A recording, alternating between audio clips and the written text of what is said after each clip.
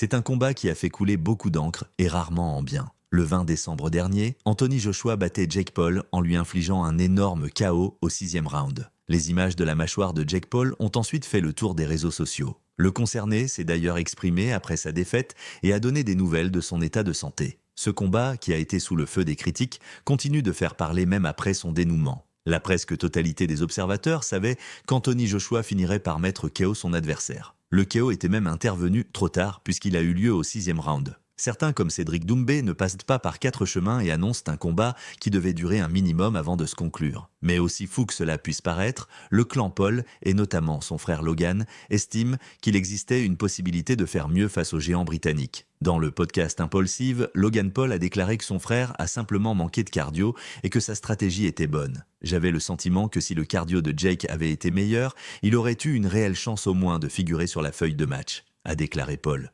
Et tout le monde s'interroge sur la stratégie de Jake. Il se déplaçait constamment sur les côtés et tout le monde disait « Oh, il a couru tout le temps ». Non, c'est la boxe. C'est sur ça que Floyd Mayweather a bâti sa carrière. Surtout face à un adversaire plus imposant qui contrôle le centre du ring. La seule façon de gagner, c'est de rester concentré, de pivoter, de changer de direction, de l'esquiver. C'est la clé du succès, c'est l'insaisissabilité, c'est l'esquive, c'est la stratégie gagnante. Le commun des suiveurs ne sera sans doute pas convaincu par cette analyse. En revanche, ce qui est certain, c'est que l'on ne devrait plus revoir Jake Paul dans la cage avant un bon moment suite aux dégâts qu'il a encaissés. Que pensez-vous de l'analyse de Logan Paul ?